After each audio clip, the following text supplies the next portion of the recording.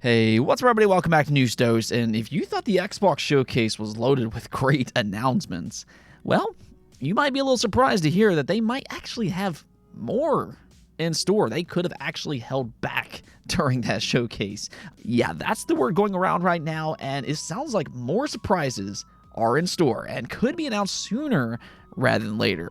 We'll go over all of that here in just a second, and then after that, we have kind of a peculiar situation to talk about with a Final Fantasy leak that's been going around, and technically a lot more, and then we also got some good news for Call of Duty as well.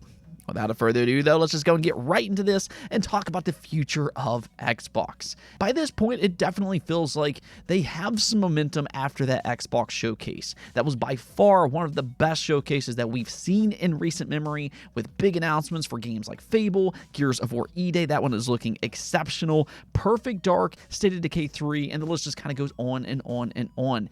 I mean, if I counted all of this correctly, they had 16 first-party related announcements at that showcase, which is kind of crazy to think about. I mean, you don't usually see that from really any of the platform makers, much less from Xbox, which hasn't always exactly been known for their first-party content. If you think about it, just 7 years ago, they only had like 7 studios or something like that, and now here we are today, and they have around 30. So it's been quite the turnaround for them, and I think that showcase was really them on full display with all of that coming together. They have everything that they need in place now, and after a long wait, those studios that they acquired are primed to release their content under the Xbox label.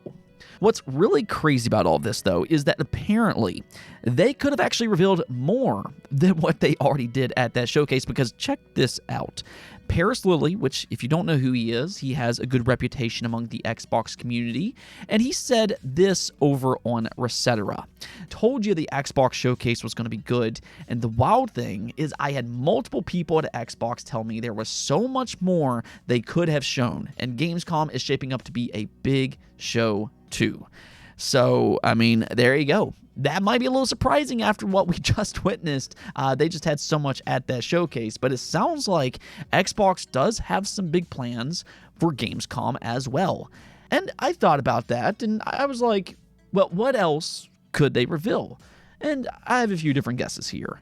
If you look at some of the studios that didn't show up during the Xbox Summer Showcase, you can maybe piece together some potential announcements they could make at Gamescom. The first of which, and I was actually surprised this didn't show up during the Summer Showcase, being Towerborn. This is a smaller game developed by Stoic in partnership with Xbox Game Publishing, and supposedly Towerborn is set to release sometime in 2024, so unless it got delayed, a Gamescom announcement does make sense. In fact, this was actually one of their Gamescom's games previously, so it would be fitting for them to show up once again, but this time with maybe a final release date. Now, Double Fine is another studio that comes to mind. It's been a while since we've heard from them, and they seemingly did tease a 25th anniversary announcement earlier this year. Now, I do understand, though, that a lot of people want something Psychonauts related. I would love that as well, but unless they're leading us on, I wouldn't really necessarily expect a new Psychonauts. Now, I do, however, know that they were previously working on a smaller project codenamed Kiln, which is kind of a quirky game that involves pottery. I don't know if they're still working on that game, but that could be a surprise announcement.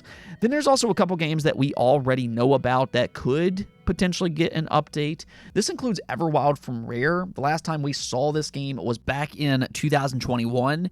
Reportedly, it has gone through a reboot and it's gotten new leadership. So I don't really know how far along it is in development. I know back in 2021, it was reportedly targeting a 2024 release, but you know, that may have since changed, so I wouldn't necessarily look into that too much for the time being. A potential reveal, though, could be on the table. NXO could also show their next game, Clockwork Revolution. We got a small glimpse of this game last year, and it seems like it's progressing nicely. It's very heavily inspired by BioShock Infinite, and maybe we could get a gameplay update. Now, there's also 2 other games that comes to mind that could maybe get some kind of tease. Maybe not a full-blown trailer, but a small tease. One being a new Spyro game. This is a franchise that carries a lot of weight, so even if they just show a title screen, I think that would get a lot of excitement, though just kind of keep in mind that it's probably still years away. We do know that Toys for Bob has partnered up with Xbox, and a lot of their comments does seemingly tease a new Spyro game. So something that they could do is just come out here and confirm that that is what they're working on with a logo and just leave it at that. I think that alone would get a lot of people excited, though I do have to say this. I know this won't happen, but I could also say the same thing for Banjo-Kazooie. There's been rumors that a new Banjo has been greenlit. Whether those rumors are true or not, who knows by this point. There's always rumors for a new Banjo. Really, us Banjo fans must just love this pain by this point. But they could do the same thing that I just mentioned about Spyro. Come out there, show a title screen of Banjo, and just leave it at that. That alone, I think, would bring a lot of excitement, so I'm just going to kind of go ahead and throw that out there. Not really expecting it, but, it'd be cool to see.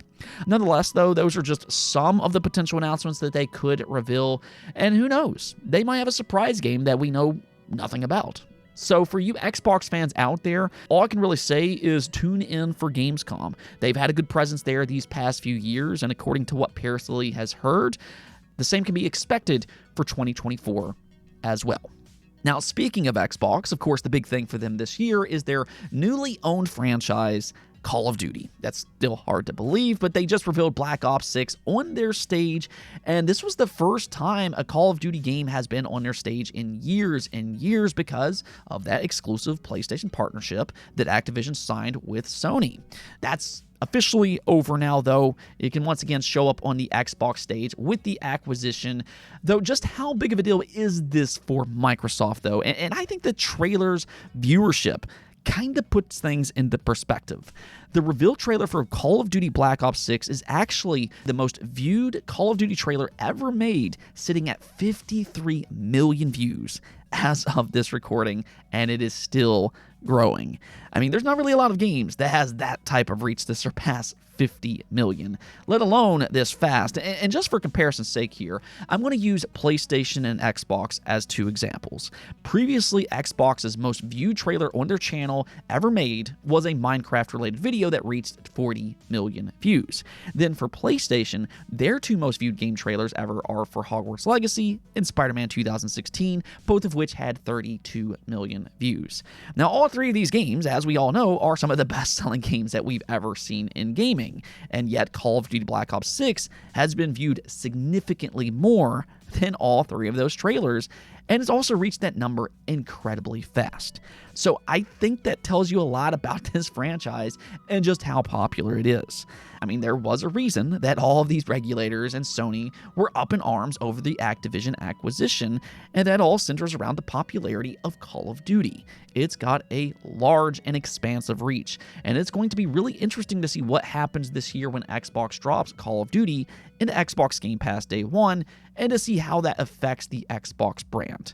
For that matter, something that didn't get announced at the Xbox showcase that a lot of us were expecting is an update for Activision Blizzard games coming to Xbox Game Pass. So once they eventually drop all of those older Call of Duty games as well, that's also going to be a significant inclusion for them. They'll then be able to advertise that not only can you get the new Call of Duty for a low monthly cost instead of paying that $70 upfront price, but you'll also be able to get all of these old Call of Duty games as well. So there's a lot of potential here with its inclusion. But one thing's clear. Activision is primed for yet another huge year with Call of Duty Black Ops 6. Now, one last thing that we do need to talk about here is the mini leaks for Final Fantasy and really various other games as well. So last night, the popular and now infamous leaker, Midori, had a bit of an announcement to make after speculation of their real identity hit the internet.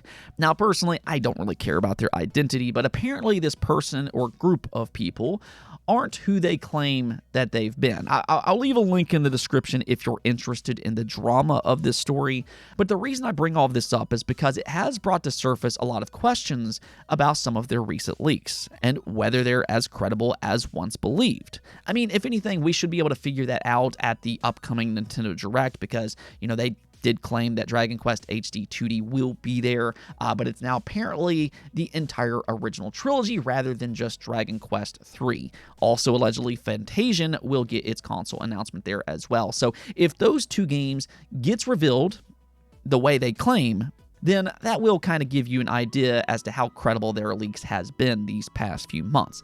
Time will tell. But the other reason that I wanted to bring all this up is because Jason Schreier confirmed that Final Fantasy Tactics is real and it is happening. So after all of the drama these past 24 hours, I think that will be relieving news for a lot of people. I don't know though.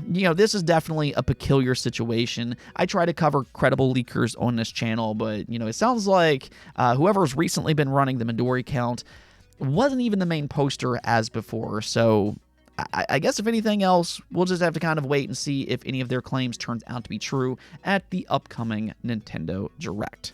What I will say here, though, is definitely go in with a larger grain of salt than usual. Anyways, though, that's going to be it for this episode. But as usual, do hit that subscribe button below. And until next time, peace out.